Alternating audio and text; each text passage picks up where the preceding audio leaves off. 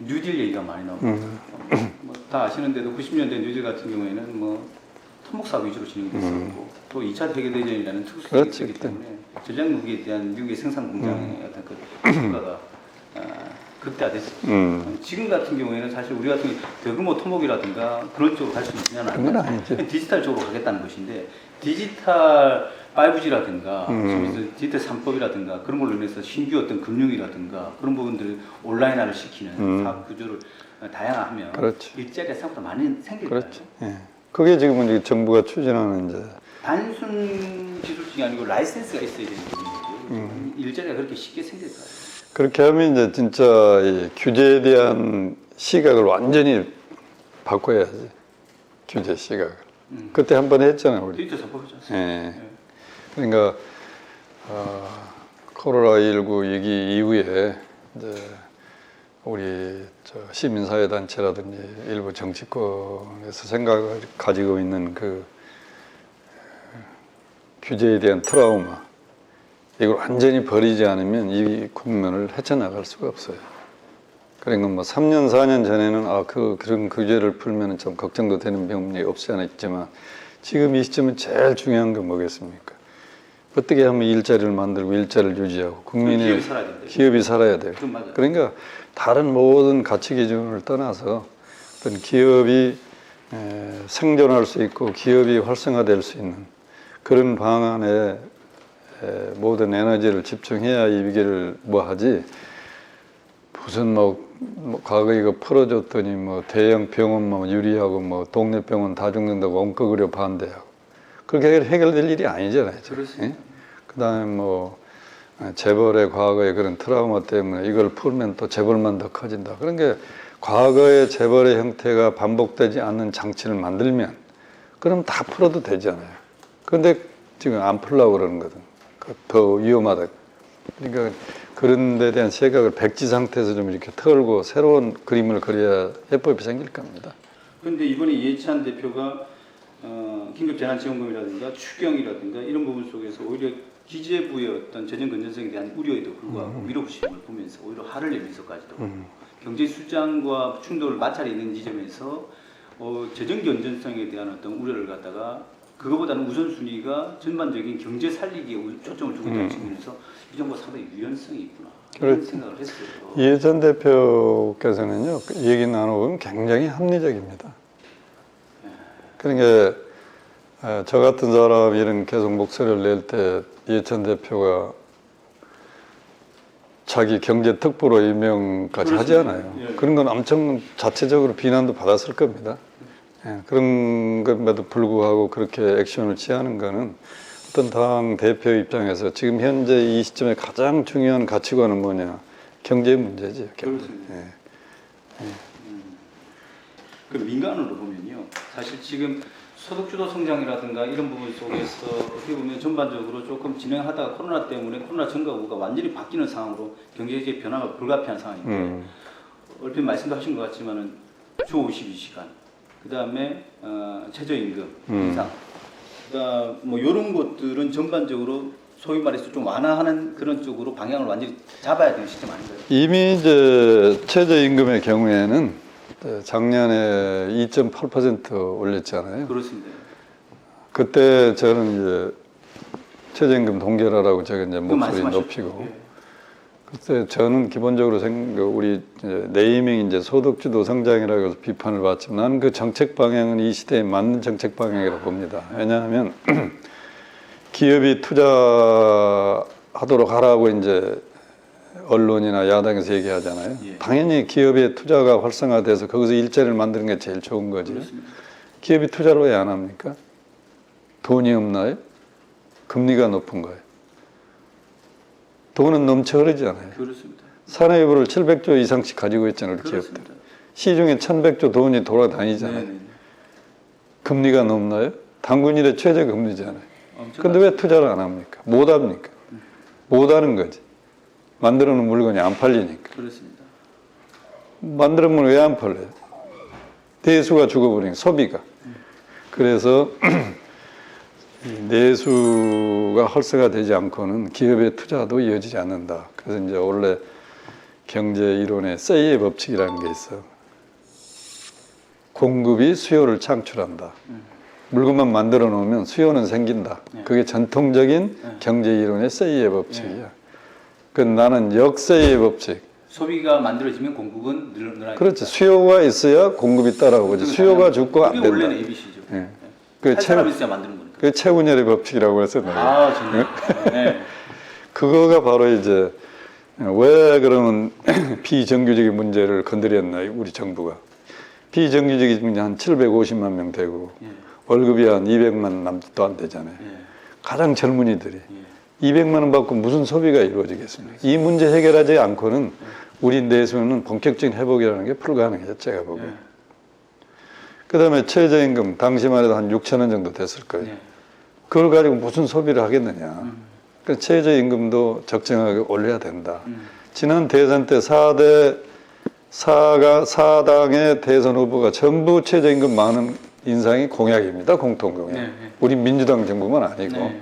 다만 민주당과 정의당은 2020년. 그렇습니다. 자유한국당하고 바른당은 2022년. 네. 2년 차이일 뿐이지. 네. 그러니까 합리적으로 생각하면 다 그 인상의 필요성을 느껴요.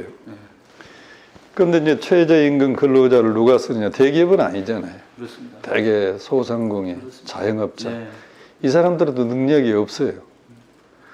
그러면 최저임금은 올리기는 올려야 될 텐데 이 사람들이 지금 능력이 생긴 다음에 올려야 살아남지. 예. 지금 능력이 올라가기도 전에 2년 사이에 30% 올려버리면 살아남을 소상공인 자영업자 하나도 없는 거죠. 그러니까 너무 의욕이 앞서다 보니까 무리하게 정책을 추진해서 나온 정책의 부작용이죠. 그것이 심하다 보니까 방향까지 틀렸다고 그냥 공격을 당하지 않아요. 나는 방향은 그렇게 가야 된다고 생각합니다. 다만 속도 조절에 네, 그 대신에 이제 타이밍이 안 맞았다. 최저임금 문제도 처음에 우리가 얘기했던 EITC라는 게 있어요. 근로장려 세제. 예, 예. 최저임금은 근로자 개인당 따지잖아요. 네. 우리나라 최저임금 근로자 중에 거의 한 40~50%는 어떤 분들이냐면 생계 유지형 최저임금 근로자가 아니에요. 애들 다 학교 보내고 시간 여유가 있는 우리 어머니들이 마트에 가서 3시간, 4시간 아르바이트 해가지고 이렇게 그렇게 하는 최저임금 근로자가 있어요. 그분들한테는 그게 CLS한 문제가 아니잖아요. 오히려 중산층들인데. 그래서 이제 이 EITC는 뭐냐면 가구별로 1인 가구, 2인 가구, 3인 가구, 4인 가구가 생계를 유지하려면 최소한 어느 정도 돈이 필요하냐. 그 다 계산돼 나온 게 있어요. 그게 가족의 소득이 못 미치면 그 차액을 재정으로 도와주는 겁니다. 이렇게 하는 게 제일 바람직한 거죠. 그러니까 처음부터 우리 최저임금 정책을 이런 방법으로 갔으면 소상공인 자영업자한테 큰 부담 안 주고 근로자 입장에서는 최저임금은 올라가게 하는 효과를 보는 거거든. 그러니까 최저임금은 처음에 17%가 올리고 나서 이제 부작용이 나타나니까 EITC는 아니지만 지원하라고 3조 원가를 소상공인 자영업자에 보조를 해줬잖아요. 그렇죠. 그거 하지 말고 이걸로 하면 되는 거예요. 똑같은 재정에 들어가지. 지금 EITC 예산이 5조 8천억입니다. 이거면요 거의 많은 인상 효과를 다 볼 수 있어요. 그럼 굳이 올해 또 안 올려도 돼요 이제. 올해 동결해도 되겠네. 동결해도 됩니다. 동결해야 될 시점 예, 아닙니까? 예. 그렇지. 더 이상 최저임금 거론할 입장도 못 되는 거고. 예. 그다음에 52시간 문제도 52시간에 대한 제가 책임이 굉장히 큽니다. 제 개인적으로. 예. 이 정책을 수립할 때 제가 제일 앞장서서 주장을 했기 때문에. 예.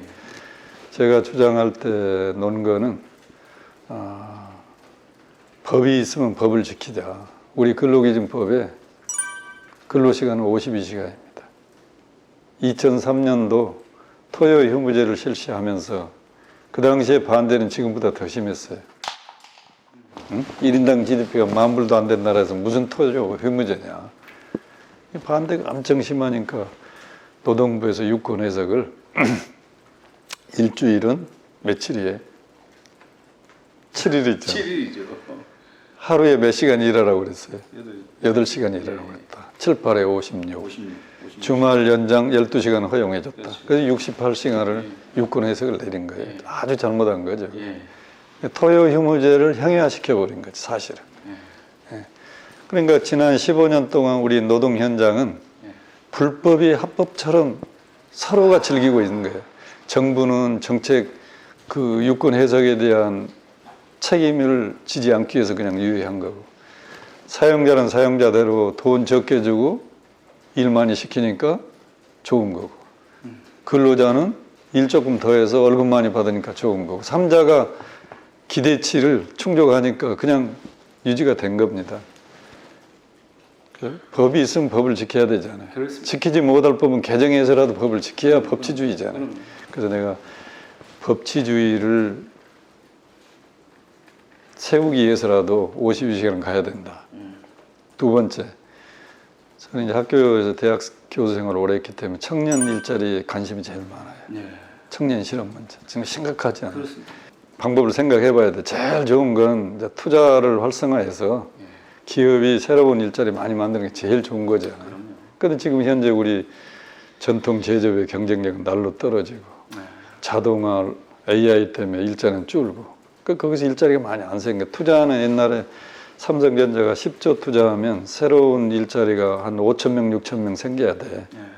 근데 지금 하나도 안 생겨도 관계없어. 10조 투자해도 안 생겨. 무인 자동으로 다. 무인 자동화로 가버리니까.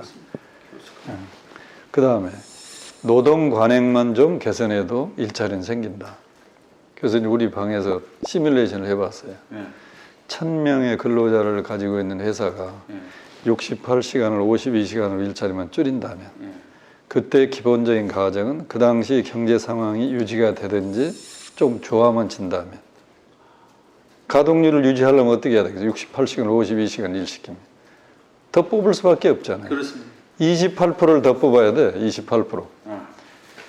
그렇게 되면 이제 근로자가 일방적인 피해자가 되니까 이제 초과 수당에 대해서 몇 프로 이제 더 받아야 되잖아. 그래서 양대 노총에 200% 달라고 그러고, 200% 주면 기업이 또 견디지 못해.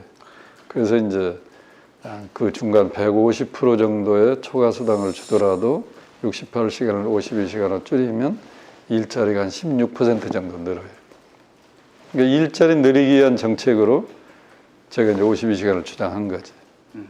세 번째, 1인당 GDP가 3만 불까지 됐으면 이제 주말도 좀 여유 있게 즐길 수도 있고 밤이 있는 삶도 살아야지. 저녁에 있는 삶. 저녁에 있는 삶. 언제까지 일만 하고 그렇게 살 수 근데 있겠습니까? 주 52시간 유예는 지금 시점에서는 필수 불가결하다. 그래서 내가 이제 그 세 가지 이유로 예. 밀어붙였는데, 지금 그때 중요한 가정이 경제 상황이 유지가 되든지 더 좋아진다는 가정이 다 깨져버렸잖아요. 그렇습니다. 전통 제조업 더 뭐 지금 어려워지고 블랙홀인 거예요. 코로나이기 때문에. 그럼 완전히 가정이 무너졌는데 예. 그 가정이 유지된다고 하는 정책을 계속 밀어붙이면 네. 그런 부작용만 생긴다. 그래서 제가 코로나19 이런 시기에는 52시간제라 유예하자, 공식적으로. 그 대신에 자율적으로 시행하는 기업에 대해서 인센티브를 주는 방법으로 유도를 하자.